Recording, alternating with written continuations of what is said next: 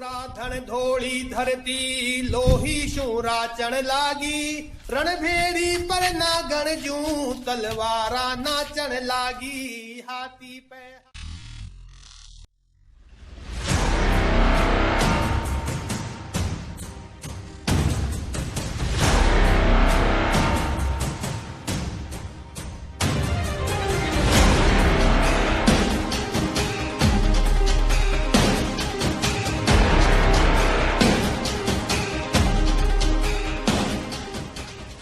तन खून झड़त जूझारा रे घोड़ा चढ़गा कर में खड़गा कोसा लड़गा वारा रे रण रण भेरी ढेर दिलेरी सेना घेरी मुगलारी रंग कसुमल जंग कसुमल ढंग कसुमल गुणकारी लड़ता राड़ जो सिंह दहाड़ सुघड़ में वाड़ न रूकैलो शिवरो ताप खड़ग आलाप विराण प्रताप न झूके लो हल्दी घाटी माथे माटी।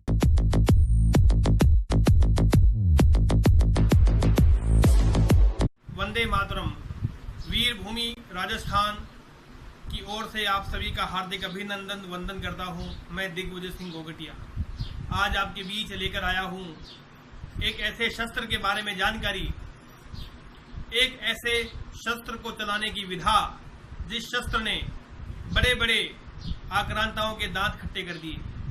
राजस्थान का वह बहुत प्रसिद्ध और बहुत विख्यात शस्त्र है। जी हां, आप ठीक समझ रहे हैं। इन चार पंक्तियों के माध्यम से आपके बीच उस शस्त्र को ठीक प्रकार से रखने का मैं प्रयास करता हूं। जीवंत सा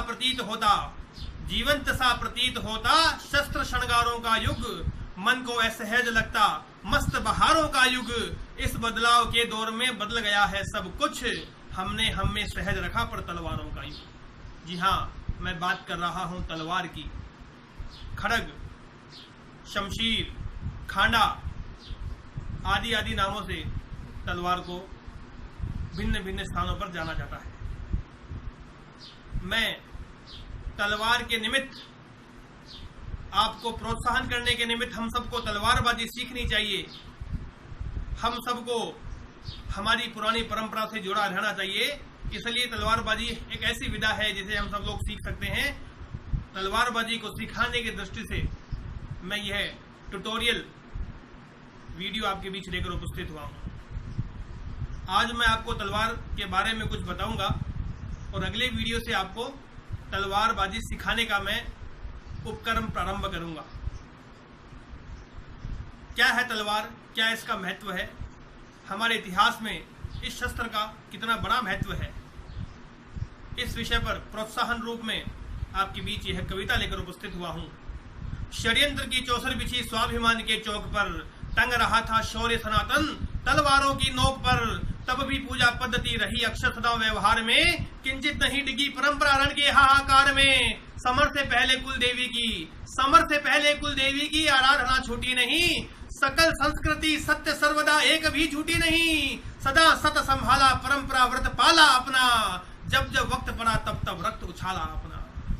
रहा श्रद्धा का केंद्र, तलवार का महत्व कितना है। रहा श्रद्धा का केंद्र, हर एक पूजा पद्धति में तलवार काम में ली जाती थी। रहा श्रद्धा का केंद्र, हर एक वतन खातिर महत्वपूर्ण था शक्ति का प्रदर्शन वतन खातिर। बात उठी मात्र भौम तब रण आंगन दंगल ठाना, बात उठी मात्र भौम तब रण आंगन दंगल ठाना। माटी की मर्यादा खातिर मरना ही मंगल माना। षड्यंत्र कैसे हुए। धड़कन धड़कन में धड़कती धरा माता के मानिंद, धड़कन धड़कन में धड़कती धरा माता के मानिंद। अस्त्र शस्त्र की पूजा करते वीर विधाता के मानिंद। प्रथा अनेक वह भाव एक, एक ही सबका विवेक। रण में तलवारों का करना रक्त से अभिषेक किया है इन तलवारों का।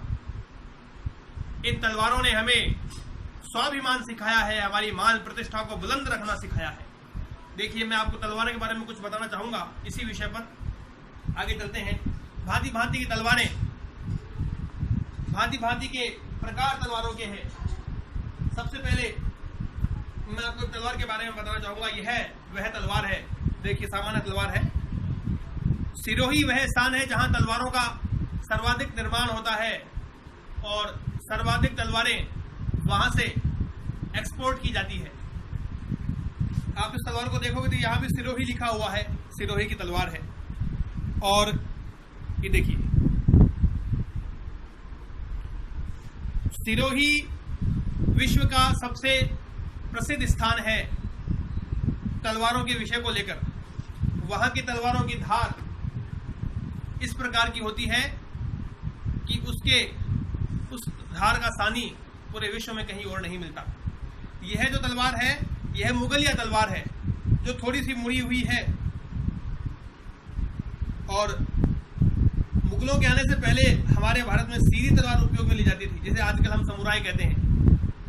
मुगलों के आने से पहले एकदम सीधी तलवार होती थी, उसका उपयोग होता था। जैसे आपने देखा होगा अशोका के पास तलवार रही, उस तलवार को, यह मुगलिया तलवार है। और इसके बाद आपको दिखाता हूं मैं, यह जो तलवार है, इस तलवार की क्या विशेषता है। ये जो मूठ है, इसकी सीधी मूठ है, और जो मुगलिया तलवार है उसकी मूठ सीधी है। और जो यह तलवार है, इसकी मूठ में सुरक्षा कवच है। ये सबसे पहले शिवाजी महाराज ने इसका आविष्कार किया अपने मावलों को बचाने की दृष्टि से। इस प्रकार से जब युद्ध करते हैं तो ये अंगुलियों कटने का भय कम रहता है। यहाँ पर अगर तलवार लगे तो अंगुलियां नहीं कटती है। यह सुरक्षा का एक प्रकल्प है, विकल्प है। यह मराठाओं द्वारा विकसित की गई एक पद्धति थी तलवारों की। यह मराठा तलवार हम कह सकते हैं।